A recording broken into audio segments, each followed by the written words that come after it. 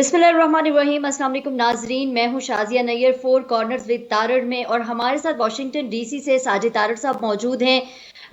इस वक्त जो हम सिचुएशन है ख़ास तौर पे पाकिस्तान के हमसाया मुल्क अफ़गानिस्तान में, आज के हमारे प्रोग्राम का फोकस वही होगा कि अफ़गानिस्तान की सूरत हाल क्या है, उसके खित्ते पे क्या असरात होंगे तालिबान की हुकूमत के हवाले से, और जो इंटरनेशनल लेवल पे अफ़गानिस्तान को लेके एक बेचैनी पाई जाती है, उसके ऊपर हमारा फोकस होगा। सबसे पहले मैं साजिद तारड़ साहब को प्रोग्राम में वेलकम करूंगी। अस्सलाम वालेकुम साजिद साहब, कैसे हैं आप? वालेकुम अस्सलाम, thank you Shazia, thank you for having me. अच्छा साजिद साहब, आप अमेरिका में मौजूद हैं जहां पे अफगानिस्तान की किस्मतों के फैसले हुआ करते हैं। वहीं से ये जंग का आगाज किया गया, अल्दो के ये जंग अपने अख्ताम को पहुंच चुकी है, लेकिन जो सिचुएशन इस वक्त अफगानिस्तान में है उसके बारे में आपकी क्या राय है, ये जानना चाहूंगी। देखें, इस वक्त अमेरिका बिल्कुल इसी तरह है जिस तरह एक हारा हुआ जुआरी होता है, उस तरह जुए से जो हार जाता है उसी तरह की सूरत हाल है यहाँ पे। बाइडन साहब 3 दिन पहले कहते रहे हैं कि हमारी 3 लाख वेल ट्रेन और वेल इक्विप्ड फौज मौजूद है, जिसकी जी। तरह भी अमेरिका देख रहा था। लेकिन उन्होंने असले की बजाय एक तिनका भी नहीं उठाया, उन्होंने रजिस्ट ही नहीं किया। तो देखें, इसमें अगर ये कहा जाए कि अमेरिकन इंटेलिजेंस फेल्योर है, वो तो मैं मानूंगा नहीं। वो इस तरीके से कि सैटेलाइट से हर चीज ये देखते हैं, एक एक चीज को नोट कर रहे होते हैं, और ये 3 दिन पहले तक कहते रहे हैं कि इसका सियासी हल निकलेगा और हमारे 3 लाख फौजी जो हैं वो वहां पे लड़ेंगे। किस तरीके से, ओके। किस खूबसूरती के साथ अमेरिकन लोगों को बेवकूफ बनाया गया, और अभी मजीद बनाएंगे। उसकी वजह यह है कि इस वक्त व्हाइट हाउस के साथ CNN मौजूद है, MSNBC मौजूद है, हर लिबरल मीडिया आउटलेट मौजूद है उनके साथ, और उनकी हेल्प करता है। अभी देखेंगे आप, आज भी ये बातें हो रही हैं कि जी टोनी बिल्किन साहब ने कहा है कि हमने जो था मिशन अकम्पलिश्ड, हमने जो अचीव करना था वो कर लिया। लेकिन दुनिया असली चेहरा दिखा रही है, अल जजीरा दिखा रहा है, BBC दिखा रहा है कि किस तरीके से वहां से ये अमेरिका की किस तरीके से सुबकी हुई, बेइज्जती हुई, किस तरीके से वहां से निकल रहे हैं। और आज 3:45, अब से तकरीबन घंटा डेढ़ बाद बाइडन साहब आएंगे टीवी पर और अमेरिकन कौम को फिर बताएंगे कि हम जंग जीत चुके हैं। तो असल में क्या खोया क्या पाया? सबसे बड़ी सितम जरीफी तो यह है कि मैं अमेरिकन हूं और ट्रिलियंस डॉलर्स हमारे यहां पे मिलिट्री कॉन्ट्रैक्टर खा गए हैं, और उसका कोई जवाब दे नहीं, उसकी कोई अकाउंटेबिलिटी नहीं है। कोई कांग्रेसमैन, कोई सेनेटर, कोई वकील यहां पे किसी जगह पे कोई पिटीशन नहीं कर सकता कि पूछा जाए कि 20 साल आपने टैक्स पेयर का पैसा बर्बाद किया है, उसमें से क्या खोया क्या पाया। तो बिल्कुल इस वक्त अमेरिका बिल्कुल यहां पे कोई खबर ना बताई जा रही है तालिबान की, ना दिखाई जा रही है। और बिल्कुल आप देखेंगे कि 2 दिन तक इन्होंने ये नैरेटिव यहाँ शुरू कर देना है कि हम जंग जीत गए, हम ये कर गए, वो कर गए। हाँ, जो मुझे इस सारी जंग में से जो इस सारे हालात काबल के खासकर फॉल के बाद जो मुझे जो नजर आ रहा है, जी। मैं बार बार बताने की कोशिश करता रहा हूं, इसमें से निकलना क्या है। निकलना यह है कि इस वक्त व्हाइट हाउस के एयर्स और आईज इंडियंस हैं, इंडियन डायस्पोरा है, इंडियंस की हाई जॉब्स हैं, उनकी हाई अपॉइंटमेंट है, हाईएस्ट पॉसिबल पोजीशंस पर कैबिनेट लेवल की उनके पास अपॉइंटमेंट्स हैं। वो जो बताते हैं वही होता है, और ड्राइविंग सीट पर ओबामा साहब बैठे हैं। जो बाइडन साहब को तो पता भी नहीं है कि शायद वो प्रेसिडेंट है या सेनेटर हैं। और ओबामा साहब, मैं ये बताना चाहूंगा कि आज जो फाल हुआ है काबल, उसमें सारी स्ट्रेटजी सारी ये ओबामा साहब की है। ओबामा साहब कौन है? ओबामा साहब को उनके 8 साल के दौरे इक़्तिदार में पूरी दुनिया ने टेस्ट किया था, बिलखसूस रशिया ने और चाइना ने। उन्हें पता था कि he is not a fighter, ये जंग नहीं लड़ सकते, जंग इनकी प्रायोरिटी नहीं है, इनकी प्रायोरिटी सिर्फ सोशलिज्म है, और socialist agenda with in the US है। ये अमेरिका के बाहर सोच भी नहीं सकते। और वही हुआ है बिल्कुल कि बाइडन साहब जो है 3 दिन तक वो कहते रहे हैं कि काबल नहीं गिरेगा, और काबल मुंह के पर गिरा है। और अब जो है, अब मेरा मकसद है कि अब इन्होंने करना क्या है, जो मुझे पाकिस्तान के हवाले से जो एक खौफ नजर आ रहा है, क्योंकि ड्राइविंग सीट पर ओबामा के साथ इंडियन बैठे हैं। पाकिस्तान को इसको सारा इल्जाम, अपनी शिकस्त का इल्जाम जो है वो पाकिस्तान पे फेंका जाएगा, सारा मलबा पाकिस्तान पे फेंका जाएगा। और पाकिस्तान के खिलाफ, पहले भी ये मैंने बताया आपको कि सैंक्शंस और एम्बार्गो का मूड ये बना रहे हैं with the help of with the support of Indians, तो बिल्कुल ये उसी डायरेक्शंस पे जाएंगे। ये देख लें, आपका डॉलर 170 को टच कर रहा है और 200 रुपए पे जाने वाला है जल्दी, और हालात जो हैं वो मुझे अच्छे नज़र नहीं आ रहे। इस पे मैं अब क्या कहूँ कि आपके जो 50,000 के करीब जो लोग हैं जो पाकिस्तान के गरीबों के किस्मतों के फैसले करते हैं, उन सब के बच्चे लंदन और दुबई और इंग्लैंड और लंदन, कनाडा और अमेरिका बैठे हैं। उन्होंने अपनी सीटें बुक करा ली होंगी और वो वहां से उड़ेंगे तो यहाँ आ जाएंगे। मार तो गरीब का बच्चा खाएगा जब अमेरिका ने सैंक्शंस लगानी है, एम्बार्गो करने हैं। चाइना ने भी अमेरिका को एज ए कस्टमर लूज नहीं कर सकता। वो उनसे ट्रेड एक हद तक आपके साथ जाएंगे, उस हद से आगे वो भी रुक जाएंगे। वहां फिर आप अकेले ही मार खाएंगे, गरीब का बच्चा। दूसरे सारे तो आपके लंदन में है। जिस तरह मैं अगले दिन यौम आज़ादी के बारे में भी मैं कह रहा था कि जिस तरह आपके पास हाइब्रिड डेमोक्रेसी है, इसी तरह आपकी आज़ादी भी हाइब्रिड है। आपको चलाने वाले जो लोग मौजूद हैं वो सारे जिम्मेदार वही हैं, जो बड़े बड़े वडेरे वही हैं, वही आपके कौमी असम्बली और सेनेट में बैठे हैं जिनके वालिदैन जो हैं वो मुस्लिम लीग और पाकिस्तान बनने के खिलाफ थे। वो गोरों के एजेंडे को पहले भी वो रिप्रेजेंट करते थे, आज भी कर रहे हैं। और दूसरा तबका जो आपका एक और क्रिएट किया गया एस्टेब्लिशमेंट के नाम से, वो भी सारे फॉरेन ट्रेंड हैं। वो अपने सारे सर्टिफिकेट लंदन और अमेरिका से लेकर आते हैं कि पाकिस्तान में लोगों को बेवकूफ़ किस तरह बनाना है, इनको किस तरह कंट्रोल करना है, इन पे रूल किस तरह करना है। तो वो आपकी जिस तरह जमहूरियत आपकी जो है वो भी हाइब्रिड है, आपकी सहाफत है वो भी हाइब्रिड है, आपकी आज़ादी भी हाइब्रिड है। और जिस तरीके से आज भी पाकिस्तान की फॉरेन पॉलिसी के पीछे एस्टेब्लिशमेंट के मुफाद देखे जाते हैं, पाकिस्तान के मुफाद नहीं देखे जा सकते। लेकिन आने वाले हालात जो हैं वो मेरी नज़र में मुझे जो लग रहा है कि वो पाकिस्तान के लिए टफ होंगे। पाकिस्तान को एक स्ट्रॉन्ग इंटरनेशनल कैंपेन की ज़रूरत है कि वो अपने एलाइज को बताएं कि हम कहाँ खड़े हैं, हम क्या चाहते हैं। खान साहब क्या चाहते हैं?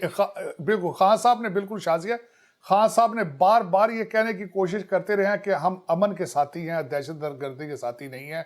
लेकिन इसी नैरेटिव को डिटेल के साथ लोगों को बताना पड़ेगा, कुछ करके दिखाना पड़ेगा। या मैं ये बताना चाहूँ कि अमेरिका में और आपके पाकिस्तानी मीडिया में बार बार जनरल हमीद गुल की वीडियो दिखाई जा रही है कि हमने अमेरिका को अमेरिका की मदद से ही जो है शिकस्त दे दी है। और आज वाशिंगटन डीसी समझता है कि 20 साल हमें पाकिस्तान ने धोखा दिया है। आपको इसके लिए एक स्ट्रॉन्ग कैंपेन की जरूरत है। अच्छा, 20 साल की आपने बात की, 20 साल के बाद तालिबान की हुकूमत दोबारा से इक़्तिदार में आ रही है। आप क्या समझते हैं कि तालिबान जो क़यादत इस वक्त मौजूद है, क्या वो इस काबिल है, वो उसकी इतनी अहलियत है कि वो अमूर सल्तनत को बाअहसन तरीके से चला सकें? मैं इस पे देखें, ये बहुत ही एक बहुत अच्छा क्वेश्चन है। मेरे ख्याल में एक तो तालिबान से इंप्रूव हुए हैं, लेकिन इनको मजीद अभी ट्रेनिंग की ज़रूरत है।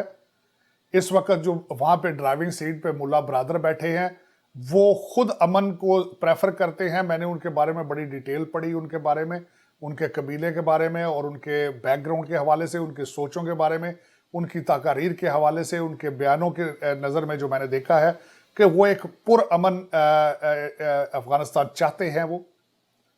और मेरे ख्याल में जिस तरीके से उन्होंने अभी तक हैंडल किया है, और यहाँ पे टोनी बिल्किन साहब जो हैं अमेरिकन फॉरेन मिनिस्टर जो हैं, उन्होंने भी इस चीज़ का ख्वाहिश का इजहार कर दिया है कि अगर तालिबान खून खराबा नहीं करेंगे तो हम उनको एक्सेप्ट कर लेंगे, उनको तालिबान के गवर्नमेंट को तस्लीम कर लेंगे। तो मेरे ख्याल में इस वक्त तालिबान ने जिस तरीके से हालात और दूसरे सूबों पे टेक ओवर किया और वहाँ के गवर्नर जो हैं उनको तशद्दुद का निशाना नहीं बनाया, उनको छोड़ दिया गया है। जहाँ जहाँ उन्होंने टेक ओवर किया, खून खराबे से कोशिश की कि अवॉइड किया जाए। मेरे ख्याल में ये तालिबान के हक में जा रही है चीज़। International community is watching. लेकिन इस शिकस्त का बदला जो है वो, इस शिकस्त के बारे में ये एक वाशिंगटन डीसी में खुला बयानिया इस वक्त चल रहा है, सोच चल रही है कि इसका सारा जिम्मेदार पाकिस्तान को ठहराया जा रहा है। अच्छा, साजिद साहब, पाकिस्तान की बात तो हम बाद में करेंगे। आपने भारत के हवाले से बात की कि इस वक्त ड्राइविंग सीट पे जो है वो भारत की लॉबी काम कर रही है। तो भारत और अमेरिका क्या करने जा रहे हैं? अमेरिका भारत गठजोड़ क्या रंग लेकर आएगा? देखिए, जिस तरीके से मैं यहाँ पे ये भी बताना चाहूँगा कि इस वक्त जो भारत के वज़ीर ख़ारिजा हैं, उनके जी। ज़रा दौरे पिछले महीने 2 महीने के देखेंगे किस तरीके से उनके दौरे, कभी वो दोहा जाके मिलते हैं, कभी वो ईरान में जाके फिर तालिबान से मिलने की कोशिश करते हैं। किस तरीके से, किस खूबसूरती से वो घेरा उनका सारा अफ़गानिस्तान और तालिबान के आस-पास ताने-बाने सारे।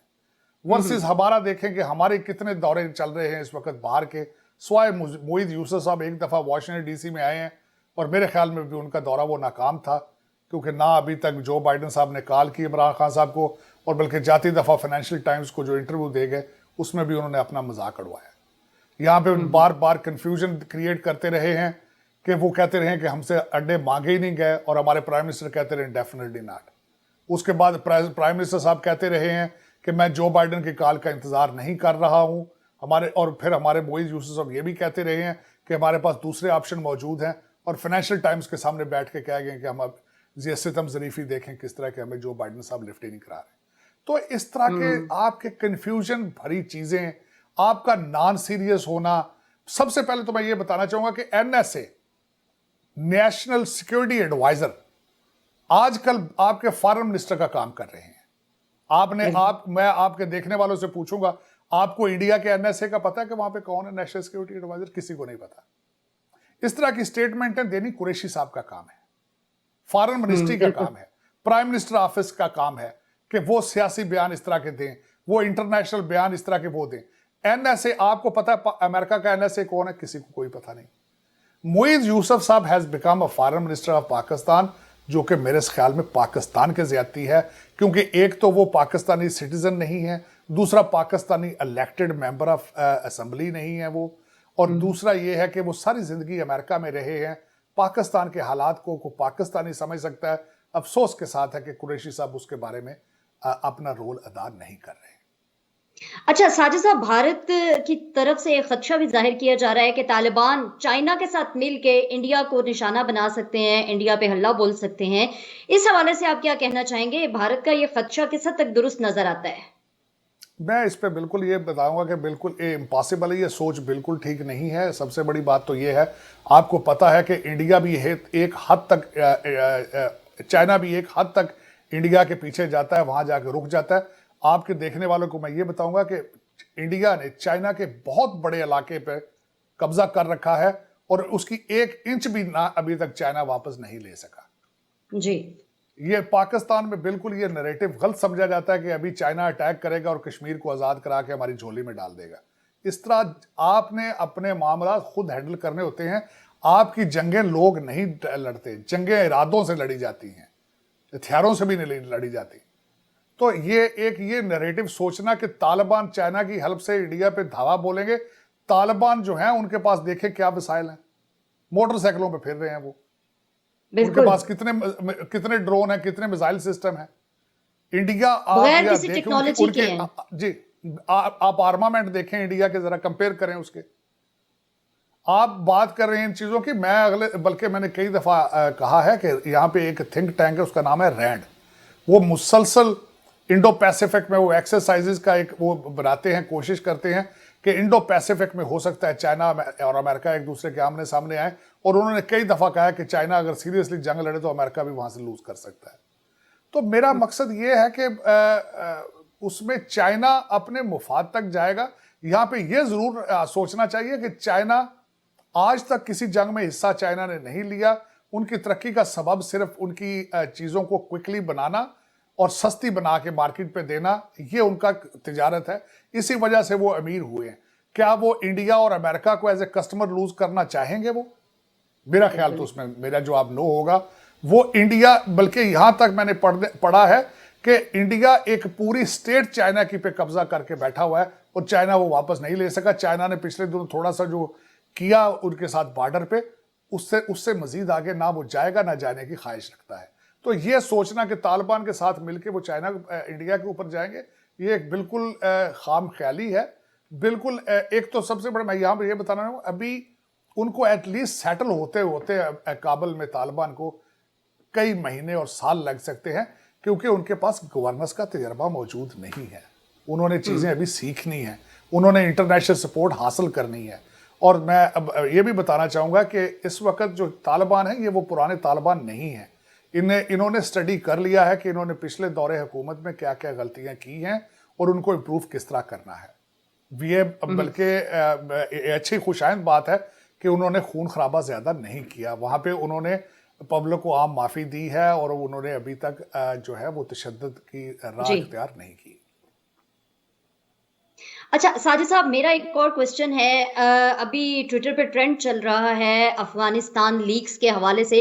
अशरफ गनी साहब के दफ्तर से उनके जाने के बाद जो दस्तावेजात सामने आई हैं उनके मुताबिक उन्होंने 170 अफराद की एक पेड मीडिया टीम रखी हुई थी, सोशल मीडिया टीम, जहां से पाकिस्तान मुखालिफ ट्रेंड्स बनते थे, पाकिस्तान के खिलाफ प्रोपेगेंडा किया जाता था। इस हवाले से क्या कहेंगे? हम अफगानियों को गुज़िश्ता 30 से 40 साल हो गए हैं, लाखों अफगानियों को पाकिस्तान पाल रहा है, उनके यहाँ पे कारोबार हैं, वो अपनी जिंदगी इंजॉय कर रहे हैं, लेकिन अफगानिस्तान से जिस किस्म की हर्जा सराई हमेशा पाकिस्तान के बारे में होती है, इसके बारे में आपका क्या ख्याल है?